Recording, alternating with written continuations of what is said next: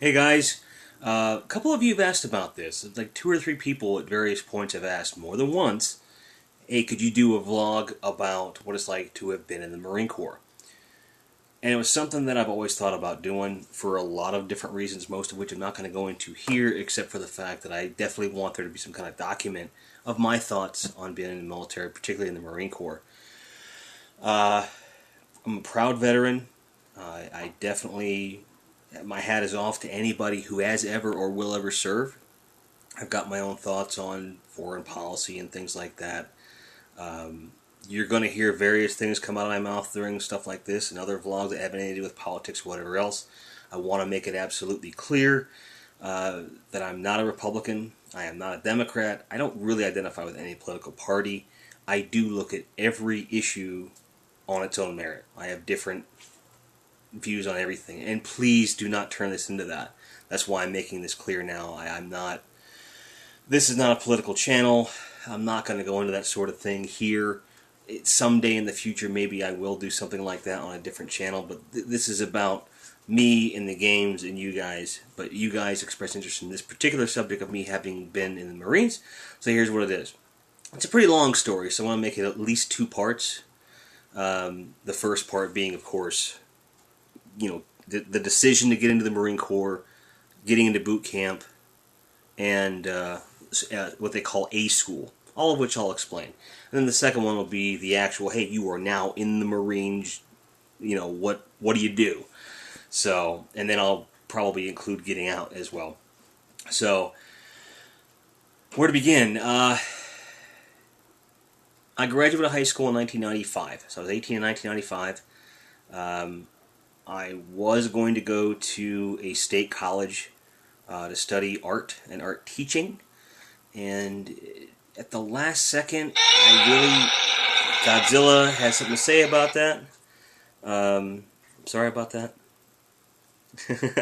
I'm going to put this thing on silent. I apologize, guys. Okay, so I graduated from high school.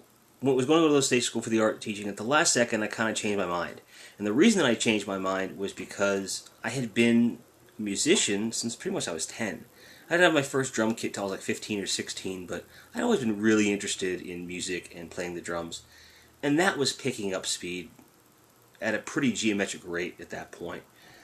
And I guess I hadn't considered the fact that when you're in college, like, one can get into a band and do really well. And my favorite local band, like, regionally at the time, was at that school. I hadn't put two and two together. Stupid kid move. But I really wanted to pursue music as a career. So I went to the Art Institute of Pittsburgh, and they have a sound production program to this day. And I was going to go there for sound production. My parents weren't crazy about the idea, but they're like, if this is what you really want, we'll support you. And they gave me, guidelines and all this stuff, and most of which I broke, and blew. The short version being, I didn't complete the entire program. I blew through most of my tuition, and music was very much a huge part of my life. It was something that I kind of clung to from the time I was 18. Well, before that, but especially from 18 until I was about 23 years old, and that's when I decided to join the Marine Corps. But throughout that time, I was doing a lot of day jobs, and I was making sure I was making enough money to do what I had to do, and it was really supplementing me mastering my craft and getting better at playing drums and all the other things. And short version, fast forward, I've been through a bunch of different jobs. Some of which very, well paying. It's still around my resume. Get good stuff, but the music was the priority. It was clear to a lot of people it was always going to be my priority. And I should probably do a whole nother vlog about my career as a musician. That's like a whole series. I'm not even kidding. There's a lot of stuff there. So those of you that are interested, let me know. I can do a series on that. But anyway, I ended up moving out. A couple years later, my parents were really cool about letting me stay, but at one point my dad and I were butting heads.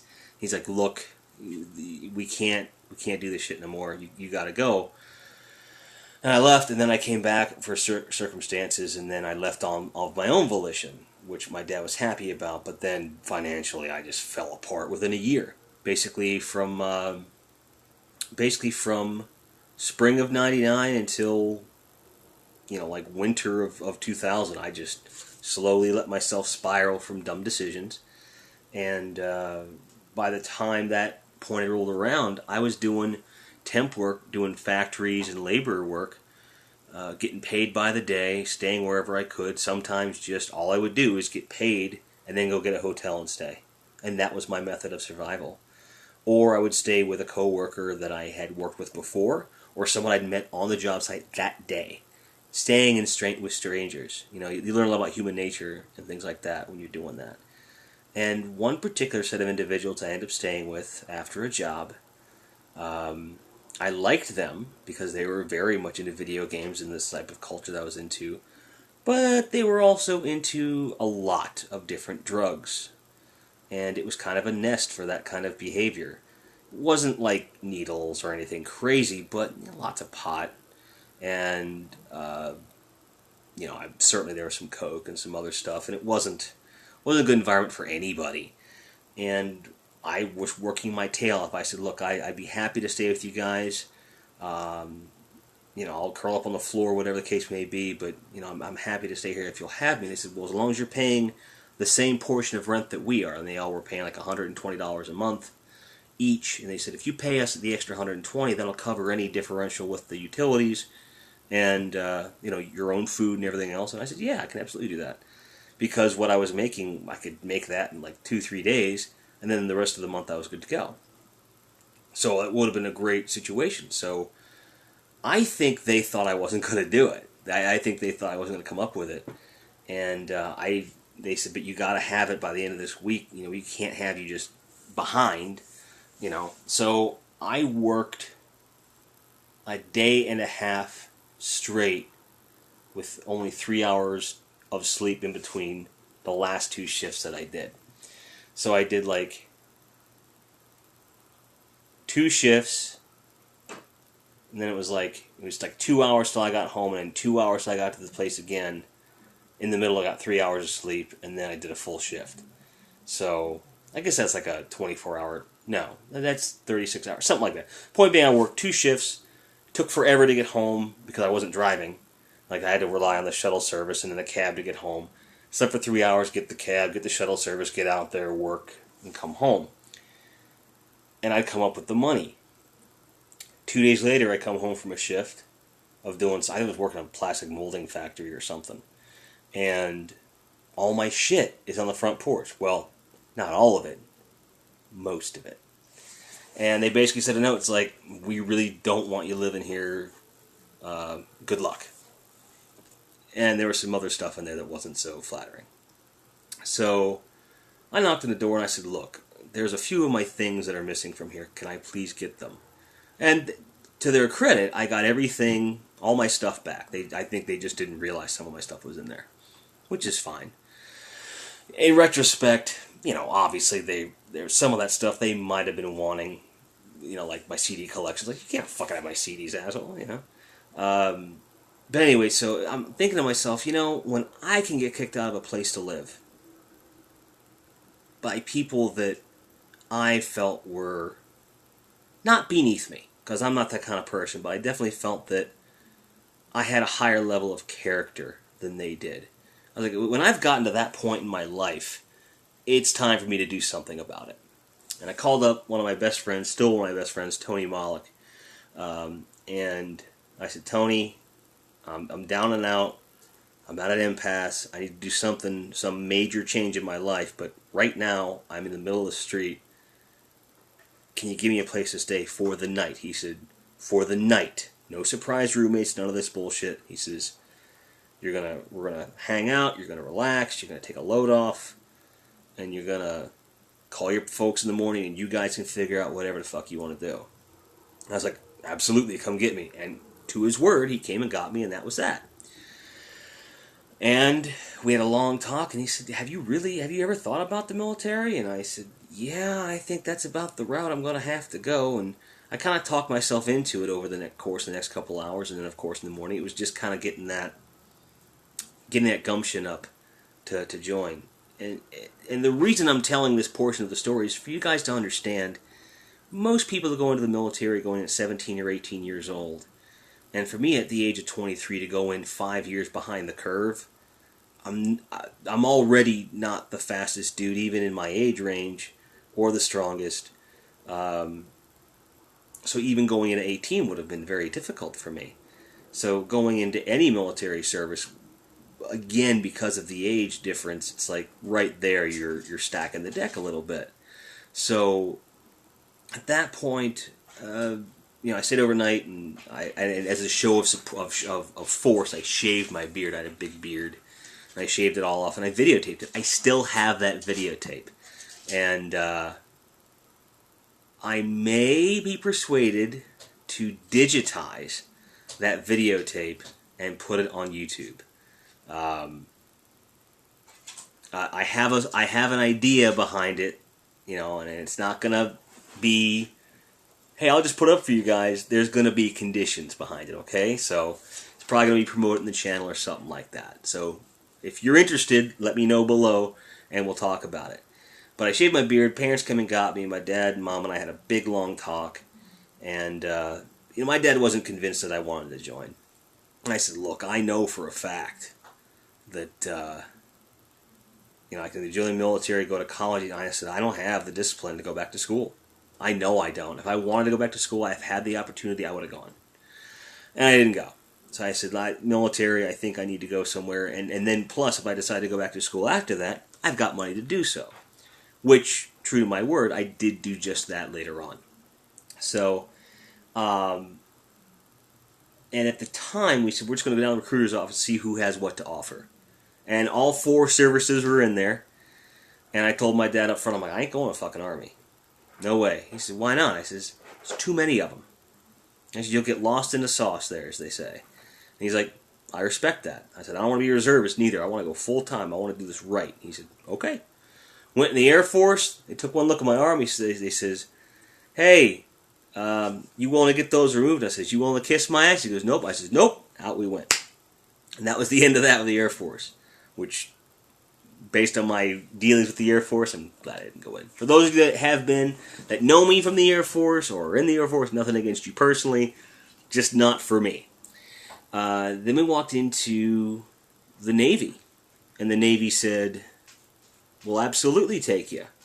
And they started talking about, hey, let's get you on your ASVAB, which, for those of you who don't know, is a placement test. Kind of like the SATs, the ACTs here in the States. Not sure what you have abroad, but let's do that and see where we're at. A couple days later, I went and took the ASVAB. It took a long time. I hadn't taken a test in a long time. I wasn't sure what was going to happen. You can get the best score you can get on the ASVAB is 100. I got a 96. Not too shabby. Not toot my own horn, but I knew I had done well. Minimum to get in is like 35. So basically, with anything above a 95, you have written your own ticket. You can do anything you want to do if they have a slot available for it. Now, recruiters are essentially salespeople. Their job is to fill slots that are needed. And when they come across somebody like myself who isn't walking through that door every single day, most people in my position, my level of intelligence, are going to be going to college right away. In terms of military, a lot of guys would expect me to go into college and become an officer, which it wasn't. That was never discussed later. I'm not, physically, it's just not going to happen anyway. So he wanted me to go into nuclear engineering, which is a big deal. But I'm not an engineer. I don't think in those terms. But I said, we'll give it a shot.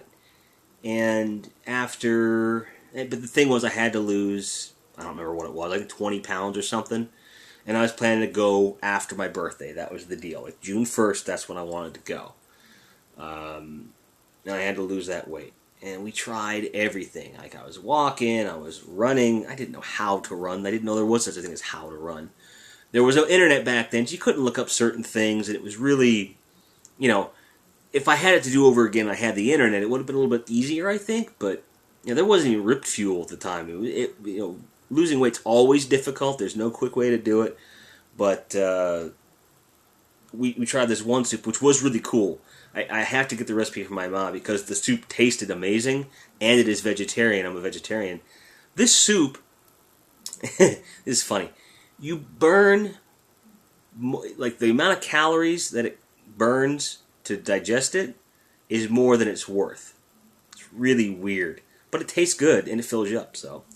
And I lost, about 10 pounds. I wasn't quite there, but I was kind of slipping at that point. I was kind of like, I hit the wall. You know what I mean? You have an initial weight loss. If you're building any muscle, like you have this thing. My dad and I got in an argument because I was seeing someone at the time, someone I would later marry and later divorce.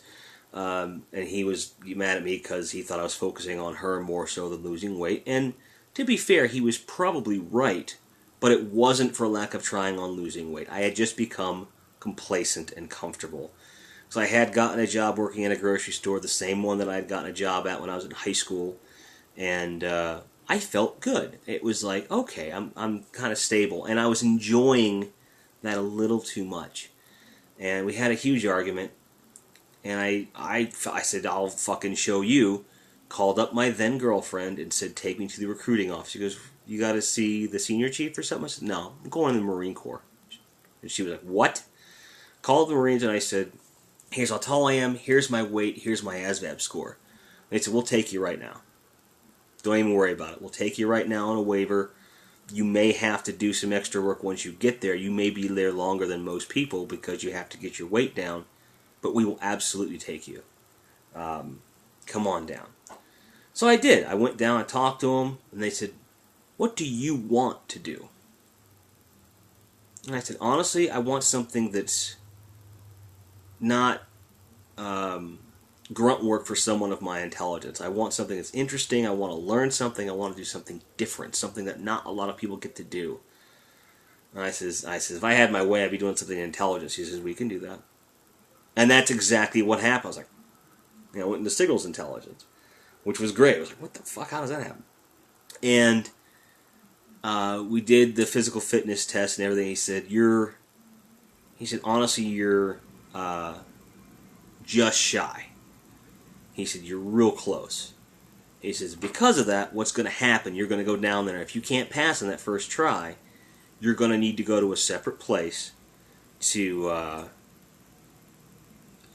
condition your body to be able to survive boot camp. I said, that's fine. I went in understanding this, you know what I mean? So, long story short, this was like April. We decided I was going in, again, June 1st was the date. That was what was going to happen. So, had a birthday party, which was great, had a send-off, which was cool, and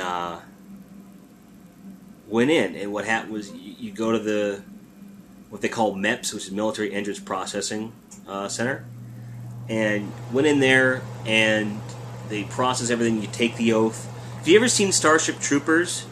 There's a scene where they all take an oath there in the big chamber. It's very similar. Very similar. It's not as, fascist as that is, but very similar setup. You take the oath, and then you stay overnight at an Air Force barracks north side of town, get on the airplane, and you go.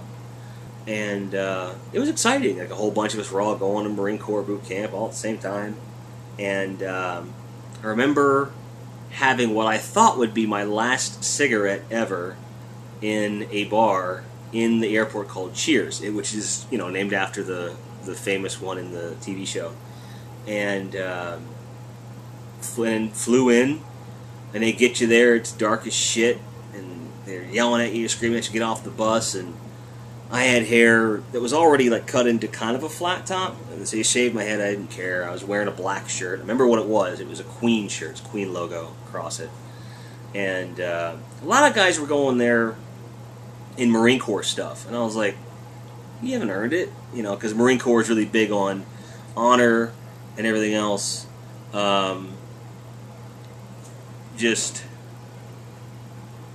They say honor, courage, and commitment. So I understood the reverence that the Marine Corps had. I grew up watching these commercials that really illustrate that if you're in the Marines, you're in the upper echelon on some level. At least that's the perception of it, and they take it very seriously. you know, at any given time, the Army can have, like, I don't know, let's just say, like, if it were 50,000, which is way more than that. If there's like 50,000 Army guys, there's going to be like at most 500 Marines. Like the disparity's that different. Like someone can look it up and correct me on the exact numbers, the ratio, but Marines are much smaller compared to the Army, so they really take the elitism seriously. So I show up there in my queen shirt and shave your head and all that stuff, issue your gear. I fucked up and got boots that were too big, which came back to haunt me later.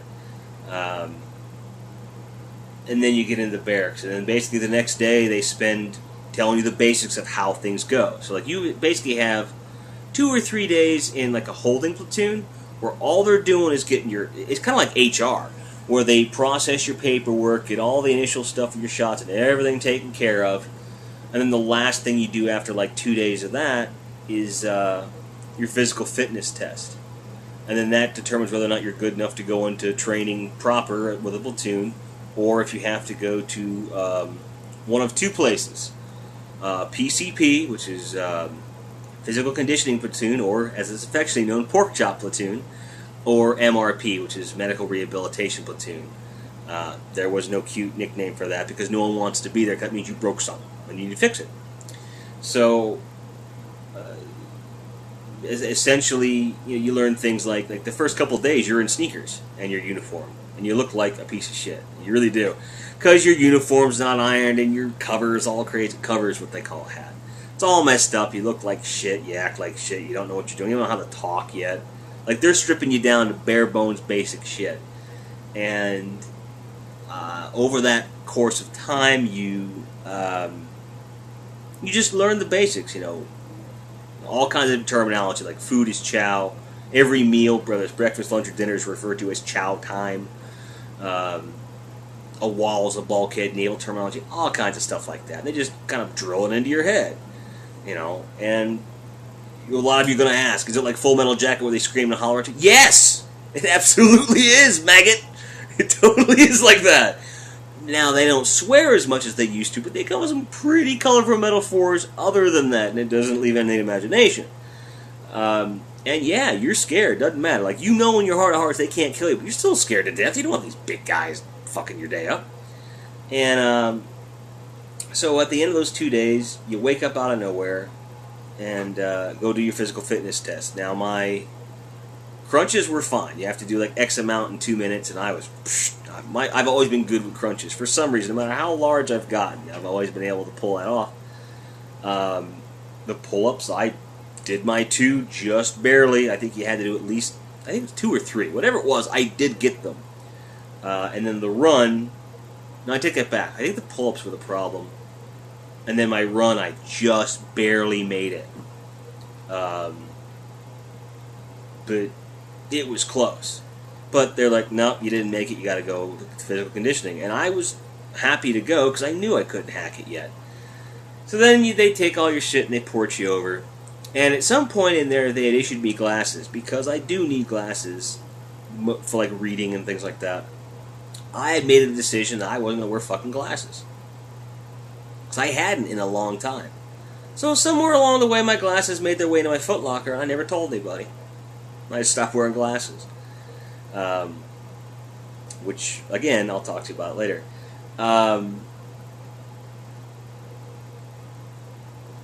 You know what? This is going to be a multiple part. I'm looking at the fucking thing right here. So we're going to call this Part 1, Why I Joined the Marine Corps and Getting into Boot Camp.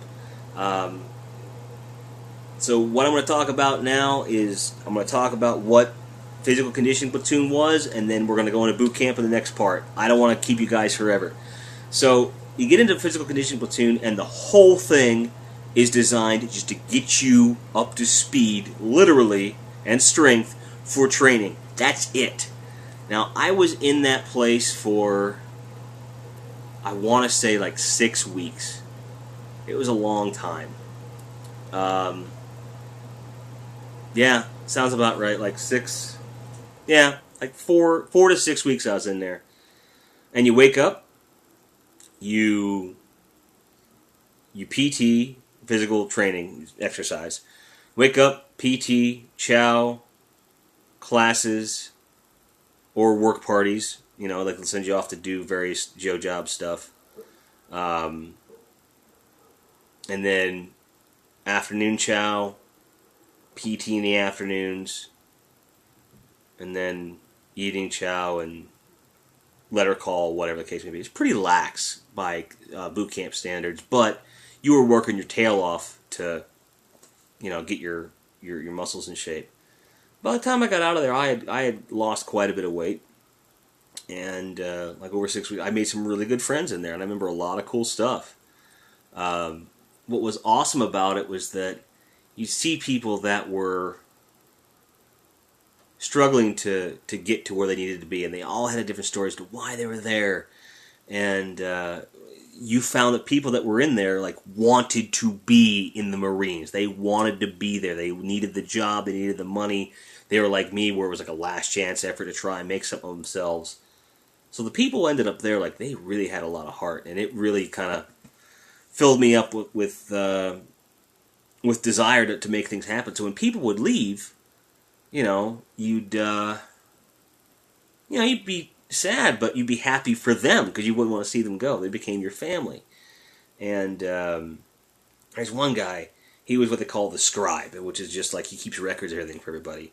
But this guy was tall. He had like radar dish ears, big, we used to call him Lurch, because it fucking looked like Lurch. And we used to call him Recruit Lurch. At least we did. The drill instructors didn't call him that. And I later met up with him. Well, I'll tell you that story another time. And I ended up being the scribe when he left. And then when I left, I'm not sure who took over for me or whatever. But I remember the day that I was told I was going. Me and a couple other people were going to go. But they ended up going to different platoons. And that was weird. Like, we were hoping to all be in the same platoon. And, I got, like, I didn't just get the minimum on anything. I beat everything. It wasn't a great margin, but I did well. And you had like a day to get your shit together, quite literally, and then off you went. The next day you were in platoon. But you were there with people that were just getting there. So me and my buddies were all like, this is fucking cake. Because we already knew, we had the base wired. We knew how everything worked. We knew how to move fast. We knew what the commands meant. We were locked and fucking cocked, as they say. So I felt like, at this point, going into training was not going to be easy, but definitely every possible deck I could stack, I had stacked in my favor. So I felt pretty good going into training, and it was something that carried throughout. And I guess I'll talk to you guys next time about what it's like to be in the Marines. So thanks for listening to me ramble. The story's only going to get longer. I mean, this is a long thing to talk about, and I'm cutting it down by a lot. I could probably write a book about this shit. So, hope you enjoyed it. Let me know in the bottom if you have any specific questions about anything that I mentioned. Ask, and I can. If it's a short answer, I'll reply to the comment. If it isn't, I'll put it at the beginning of the next video, and that's how we're going to do this. Look for these every day or every other day until they're done, hopefully. So, there you go, man. I do have another video coming tonight. Don't worry, it is video games. So in the meantime, thanks for watching. Thanks for subscribing. Those of you that serve, thank you for serving. And as always, keep on grinding.